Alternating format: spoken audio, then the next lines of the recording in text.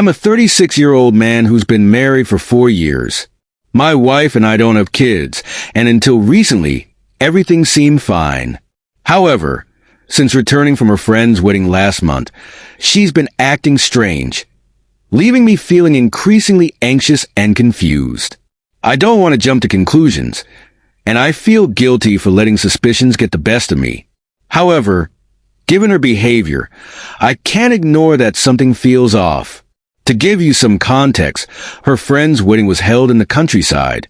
I was initially invited as her plus one, but due to a hectic work schedule, I couldn't go. My wife insisted on attending alone because she and her friend were close, although I had only met the friend a couple of times at work parties.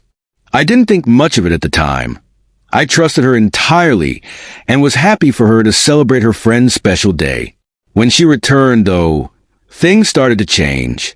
She became distant and cold, which isn't like her.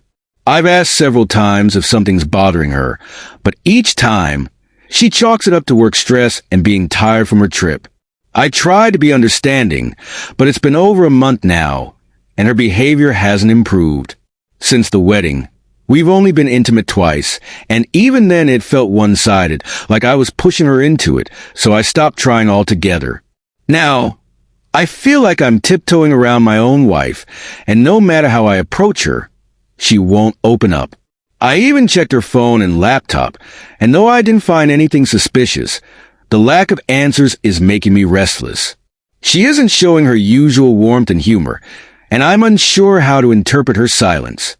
After speaking to some friends, they suggested that maybe she was upset with me for not attending the wedding or something else I might have missed. She's usually vocal about her feelings, so passive aggression didn't seem to fit. But I set my pride aside and asked her if I'd done something to hurt her. She just looked at me blankly and said, "No. Why do you ask?" I even asked if she was disappointed I couldn't make it to the wedding. She shrugged it off, saying her mood was work-related and had nothing to do with me. I wanted to believe her, so I tried focusing on other things, hoping her mood would pass, but the pattern continued. Some days she seemed fine, but soon she'd drift back into this cold, withdrawn state. Finally, last week, I got an unexpected clue about what might really be going on. Every year, her office holds an annual function in early November, a week before Thanksgiving. We usually go together, but this year, she seemed oddly reluctant to bring me along. When I asked about the invitation, she claimed we hadn't received one yet. Then, just days before the event, she finally mentioned the details in a way that made it seem like she'd missed the invite. This struck me as odd, so I insisted on going. At the event, her behavior was even more peculiar. Typically, she's social and mingles freely, often leaving me to chat with her colleagues. This time, though, she clung to me the entire night, avoiding situations where I'd be alone with anyone. This was so unlike her that I couldn't ignore it. Then, to add to the unease, her friend, the one who got married, arrived with her husband. I went over to introduce myself, apologizing for missing the wedding, and they seemed understanding. However, as the evening wore on, her friend's husband, who'd had a few drinks, started reminiscing about the wedding in a way that made my stomach twist. Laughing, he looked at me and said, "Oh, man, you missed out. Your wife was the life of the party, dancing like a mermaid." My friends were going crazy over her, and even my best man asked for her number. Before he could continue, his wife quickly pulled him away, embarrassed, saying he was too drunk and didn't know what he was saying. I felt a mix of shock and anger. The insinuation alone was enough to send my mind reeling, and since that night, I haven't been able to shake off this gnawing feeling that something happened at that wedding that she's hiding from me. I feel lost. I've tried everything. Talking to her, giving her space, ignoring the behavior, and even checking her phone and laptop. I don't want to accuse her of anything without reason, but her unexplained coldness and that night's odd remarks are making it impossible to put this out of my mind. Has anyone else been in a situation like this? Any advice on how to handle what feels like passive aggression mixed with secrecy? Any insight would be deeply appreciated. He claimed she denied it. Had her behavior after returning from the wedding not already been suspicious, I might have let it slide. But the warning signs had already begun to stack up. Even while her friend's husband was recounting things, Brenda kept trying to interrupt, deflecting attention, and repeatedly changing the subject.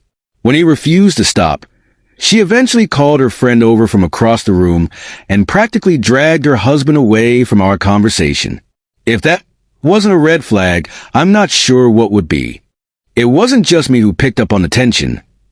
Others in the room noticed too. Brenda's colleagues and their spouses were smirking, rolling their eyes, and casting knowing glances at each other. I felt humiliated, excusing myself to step outside for a moment. Shortly after, I noticed Brenda's friend leaving the party with her husband, who was barely able to stay on his feet. Brenda returned to me, acting as though nothing had happened. I shot her a look, expecting some kind of explanation. She shrugged it off casually, saying, "Did you see how drunk he was? Do you really think he was in any state to be making sense?" It was clear she was trying to downplay the situation, to manipulate my perception. Again, Brenda had gotten drunk too, though I couldn't tell if it was genuine or an act to avoid a conversation with me. I held back and waited until the next day to bring it up. She tried avoiding me, dodging my questions, but I was already at my breaking point. I told her I suspected she had been unfaithful at her friend's wedding and that I wanted the truth.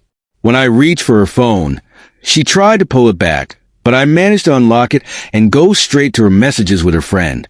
There, I found messages rebuking her friend's husband for exposing her.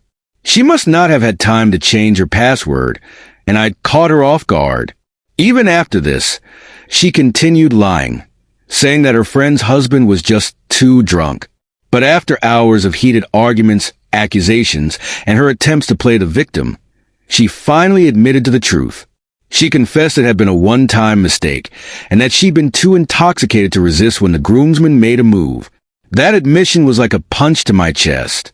I slammed my fist on the table, injuring myself in a surge of rage.